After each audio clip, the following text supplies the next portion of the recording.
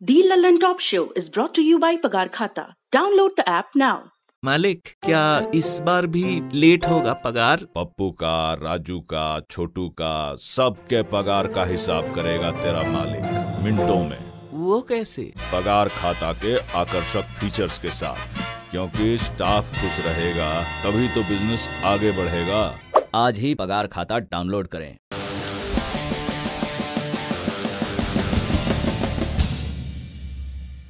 सबसे पहले पश्चिम बंगाल की बात।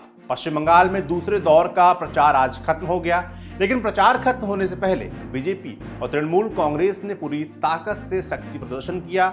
सबसे ज्यादा चर्चा हॉट सीट नंदीग्राम की है, जहां टीएमसी से मुख्यमंत्री ममता बनर्जी और बीजेपी से शुभेंदु अधिकारी आमने सामने हैं। मुख्यमंत्री ममता ने पहले से ही वहां डेरा डाल रखा था। आज शुभेंदु अधिकारी के समर्थन में अमित शाह भी पहुंच गए। रोड शो के बाद अमित शाह ने कहा कि नंदीग्राम से शुभेंदु अधिकारी की जीत सुनिश्चित है और बीजेपी बंगाल में 200 सीटें जीतेगी। निश्चित रूप में नंदीग्राम सीट पर शुभेंदु अधिकारी बड़े मार्जिन के साथ जीतने जा रहे हैं और यहां भारतीय जनता पार्टी का परचम फहराने वाला है।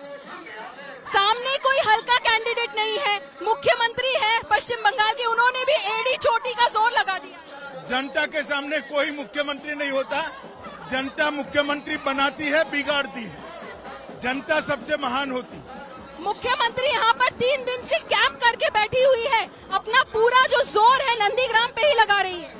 वो ही बताता है कि इनके लिए कितना कठिन चुनाव। सर ये बताइए कि वो काफी सारे दावे कर रही है कि भाजपा यहाँ पे माहौल बिगाड़ने की कोशिश कर रही है, लोगों को पुलिस के यूनिफॉर्म दे रही है ताकि वो वोटरों को डराए पुलिस बनके। हारने वाले अक्सर ऐसा ही कहते हैं। बंगाल के बाद अब बात असम की। असम में भी दूसरे चरण के चुनाव प्रचार का आज आखिरी दिन था। बीजेपी अध्यक्ष जेपी नड्डा ने असम के धर्मापुर में रैली की, जहां उन्होंने कांग्रेस पर असम की उपेक्षा करने का आरोप लगाते हुए कहा कि 5 साल के अंदर हम असम के युवाओं को 8 लाख नौकरियां देंगे। 2 लाख जॉब्स हम देंगे, 1 लाख जो रोजगार है वो हम 1 साल के अंदर देंगे। 2022 के मार्च तक 1 लाख हम नौकरियां देंगे। इसी तरीके से 8 लाख हम नौकरियां 5 साल के अंदर देंगे। प्रति साल 2 लाख के आसपास देंगे, 10 लाख लोगों को नौकरी देंगे। हम स्वरोजगार के लिए असम को सबसे बड़ा सेंटर बनाएंगे और इसके लिए स्वामी विवेकानंद आसाम यूथ एम्प्लॉयमेंट योजना, इसमें 2 लाख यूथ को स्वरोजगार के लिए हम ये हमारा संकल्प है, इसको हम पूरा करेंगे। ये हम आपको बताना चाहते हैं। हम असम के गांव को आत्मनिर्भर बनाएंगे, जहां खेती से लेकर पोल्ट्री से लेकर हर तरीके के व्यवसायों को आगे बढ़ाने का काम भारतीय जनता पार्टी की सरकार करेगी। ये हम आपको बताएंगे।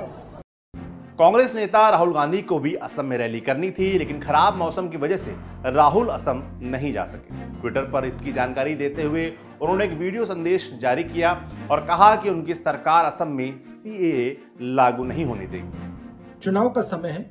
कांग्रेस पार्टी ने, महाजोत ने आपको 5 गारंटीज दी हैं। पहली गारंटी, सीएए को हम असम में नहीं लागू होने देंगे।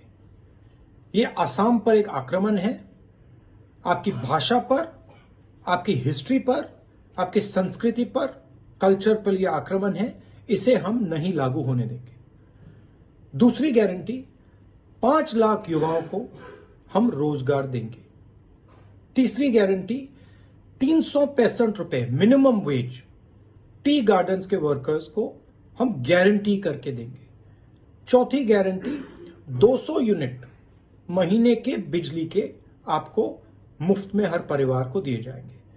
5वीं गारंटी, 2000 रुपए महीने के असम की हर हाउसवाइफ को कांग्रेस पार्टी महाजोत गारंटी करके देगी। आखिरी बात, जो हमारे हिल ट्राइब्स के लोग हैं, बीजेपी आप पर भी आक्रमण कर रही है। आर्टिकल 244A को वो स्क्रैप करना चाहते हैं। हम आर्टिकल 244A को इंप्लीमेंट करके आपको देंगे। भाई और बहनों, इस चुनाव में कांग्रेस पार्टी को, महाजोत को पूरा आप समर्थन दीजिए, भारी बहुमत से जिताइए और जो हम आपके लिए करना चाहते हैं, 5 गारंटीज, वो हम करके दिखाएंगे। ये असम की बात हुई, अब चलते हैं दक्षिण भारत की तरफ। केरल में चुनावी कैंपेन के दौरान राहुल गांधी को लेकर केरल के पूर्व सांसद जॉयस जॉर्ज ने आपत्तिजनक टिप्पणी की है। जॉयस ने सीपीएम नेता एमएम मणि के समर्थन में आयोजित जनसभा में कहा कि राहुल का चुनावी कैंपेन सिर्फ लड़कियों के कॉलेज में होता है, लड़कियों को उनसे बचकर रहना चाहिए क्योंकि वो शादीशुदा नहीं है। विवाद के कारण मुख्यमंत्री पिनराई विजयन ने इससे पल्ला झाड़ते हुए कहा कि एलडीएफ का मकसद किसी भी शख्स पर निजी हमला करना नहीं है। वैसे जब जॉयस ये भाषण दे रहे थे तो मौजूदा सरकार की ऊर्जा मंत्री एमएम मणि भी उस मंच पर ही मौजूद थे। उस वक्त उन्हें जॉयस के इस महिला विरोधी बयान पर चुप्पी बनाए रखना सही लगा। दूसरी तरफ कांग्रेस पार्टी जॉयस जॉर्ज के इस बयान के खिलाफ शिकायत करने की तैयारी में। अब बीजेपी के प्रचार की बात करते हैं। आज केरल में प्रधानमंत्री नरेंद्र मोदी एक जनसभा करने पहुंचे और इस दौरान भ्रष्टाचार के मुद्दे पर एलडीएफ फ्रंट की सरकार को लपेट लिया। मोदी बोले, एलडीएफ के बारे में तो ये कहा जा सकता है कि जूट्स ने भगवान यीशु को चांदी के कुछ टुकड़ों के लिए धोखा दिया, एलडीएफ ने सोने के कुछ टुकड़ों के लिए केरल को धोखा दे दिया। पीएम का इशारा चर्चित गोल्ड स्कैम की ओर था, जिसकी जांच की आंच सीएम पिनराई विजयन और उनके दफ्तर तक पहुंच चुकी है। सुनिए पीएम की पूरी बात।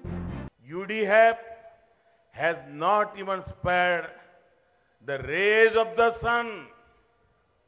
About LDF, it can be said, Judas betrayed Lord Christ for a few pieces of silver. LDF has betrayed Kerala for a few pieces of gold. Palakkad में आयोजित इस रैली में मेट्रोमैन ई श्रीधरन भी मौजूद थे। मोदी को चुनाव प्रचार सिर्फ केरल तक सीमित नहीं रहा, वे तमिलनाडु भी पहुंचे। यहां डीएमके और कांग्रेस को महिला विरोधी करार दिया। सुनिए। To insult women is a part of the Congress DMK culture. A few days back, one of the MLA candidate of DMK, Mr. Dindigo Leone, made horrible remarks on women. DMK had done nothing to stop him. The young crown prince of DMK, who is sidelined many senior DMK leaders, he too made horrible remarks. DMK had done nothing to stop him.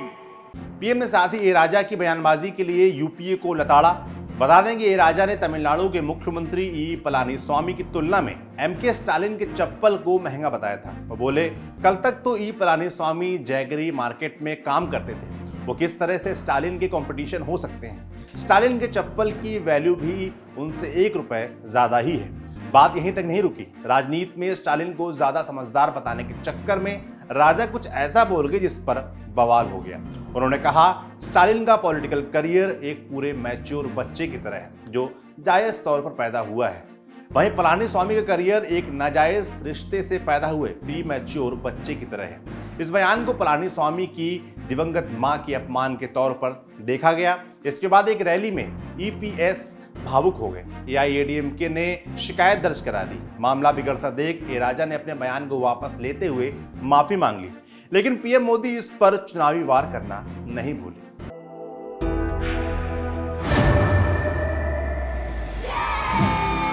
घुटना, कंधा या कमर, चाहे जैसा हो दर्द, doctor ortho आपको देता है दर्द से पूरी आजादी, एक भरपूर जिंदगी। ये कोई टेम्परेरी पेन किलर नहीं, आयुर्वेदिक औषधि है।